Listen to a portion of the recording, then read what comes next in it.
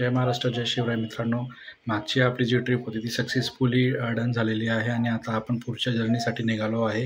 ते म्हणजे गणपतीपुळे, आरेवारे बीच आणि मालवणसाठी.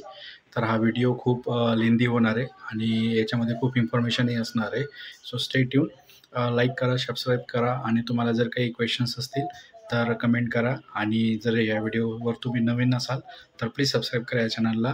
अजून तुम्हाला इंटरेस्टिंग व्हिडिओ जर बघायचे असतील तर या चॅनलला सबस्क्राईब करा, लाईक करा, शेअर करा, सबस्क्राईब करा चॅनलला. थँक्यू.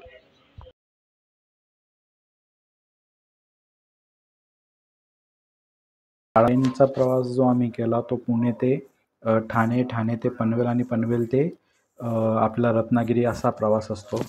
आत्ताच्या कंडिशनमध्ये मी असं ऐकलं की पनवेल किंवा कर्जतवरनं एक लोकल ट्रेन चालू झाली आहे. ती म्हणजे मालवण, आय थिंक मालवण आणि रत्नागिरीपर्यंत. तर तुम्हीही तसं बुकिंग करू शकता जर तुम्ही पुण्यावरनं जाण्याचा प्लॅन करत असाल. मुंबईवरनं तर तुम्हाला ऑप्शन्स आहेत, तिथे तुम्हाला मुंबईवरनं मांडोवी एक्सप्रेस वगैरे सारख्या खूप एक्सप्रेस आहेत रत्नागिरीपर्यंत, थेट तुम्ही जाऊ शकता. आणि मग त्या हिशोबाने आम्ही ट्रेनचं रिझर्वेशन बुकिंग वगैरे करून मग आम्ही पुढे आमचा प्रवास चालू ठेवला. आणि मग आम्ही रत्नागिरीला पहाटे पहाटे उतरल्यानंतर मला तिथली एक गोष्ट अशी सांगावीशी वाटते की रत्नागिरीला ज्यावेळेस तुम्ही उतरतात तर रत्नागिरी रेल्वे स्टेशन ते रत्नागिरी बस स्टँडपर्यंत यायला तुम्हाला एक बस असते, लाईक सिटी बस. त्या बसने तुम्हाला जावं लागतं आणि मग तुम्ही मेन जे स्टेशन आहे, आपलं बस स्टॉप आहे, तिथे तुम्हाला जावं लागतं मेन. कारण तिथे 2 ते 3 रत्नागिरीचे बस स्टॉप आहेत, पण तुम्हाला जावं लागतं ते म्हणजे मेन बस स्टॉपला. तिथून तुम्हाला गणपतीपुळे जाण्यासाठी बस असते. सो आम्ही मेनली बसनेच प्रवास करण्याचं ठरवलं, कारण तुम्हाला व्यवस्थितरित्या सर्व काही जे निसर्गरम्य स्पॉट्स आहेत ते तुम्हाला बघता येतं. तुम्ही बघू शकता ही आरेवारेची बीच आहे. आरेवारे वगैरे काय बेल्ट, मी आता रत्नागिरीला शूट केले, काय बेल्ट आहे, गणपतीपुळे वगैरे काय सगळंच कोकण काय काय म्हणजे मी कोकणात, मला रडू कोसळलं आनंदाने. काय किती सुंदर आहे सगळं. म्हणजे आरेवारीला ते शूट करत होतं.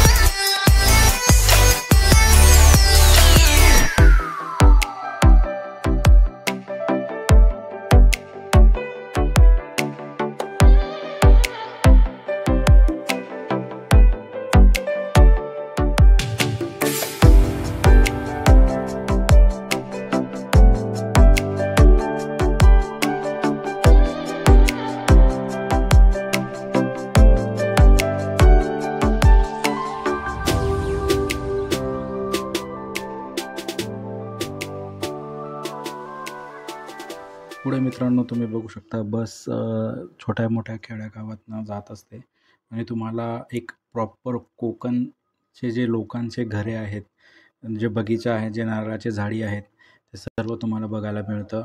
अतिशय उत्कृष्ट कौलारू घरं, नारळाचे झाडं आणि ते सर्व हिरवदाट जंगल, जे काही तुम्ही व्हिडिओमध्ये बघू शकत आहात पुढे, ते तुम्हाला सगळं अनुभवायला मिळतं. शहरामध्ये हे सगळं आपल्याला दिसत नाही, सगळं काँक्रिटीकरण झाल्यामुळे. पण जी खरी मजा आहे ते गावाकडे आहे, ते म्हणतात तेच खरं. तुम्ही बघू शकता किती हिरवळ आहे, किती निवांत आणि शांत या ठिकाणी असं वाटत असेल तिथल्या लोकांना. खूप मजा येते. एकदा नक्कीच तुम्ही कोकणला, गणपतीपुळ्याला भेट नक्की द्या.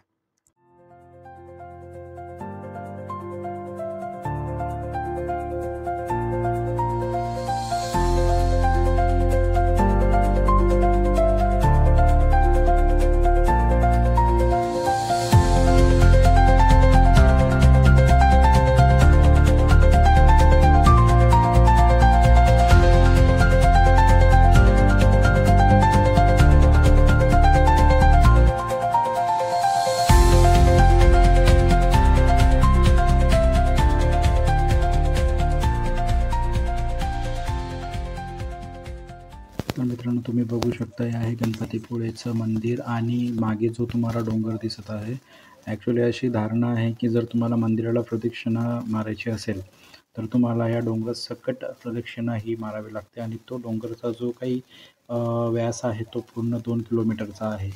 तुम्हाला जर प्रदक्षिणा घालायची असेल या मंदिराला, तर त्या डोंगरासकट तुम्हाला 2 किलोमीटरची प्रदक्षिणा ही करावी लागते. पुढे तुम्हाला तिथे जांभूळ, बोरं, करवंद, कैरी वगैरे सारखे पदार्थसुद्धा तुम्हाला मंदिराच्या आवारात खायला मिळतात. संध्याकाळच्या वेळेस खूप नयनरम्य असं वातावरण असतं मंदिरामध्ये, मंदिराच्या आजूबाजूला. सो संध्याकाळी व्यवस्थित शांततेत दर्शनही होतं 7 वाजेच्या आत. सो प्रिफर करा की त्याच वेळेमध्ये तुम्ही दर्शन करायला जाल संध्याकाळी 7 वाजेच्या आत. आणि तिथे तुम्हाला रूम्स वगैरे पण अवेलेबल असतात.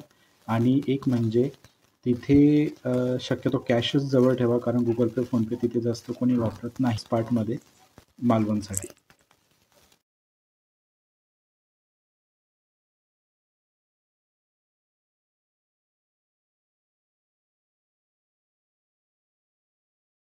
तर मित्रांनो, ही झाली आपली एक जर्नी गणपतीपुळेसाठी. आरेवारे बीच आणि गणपतीपुळे.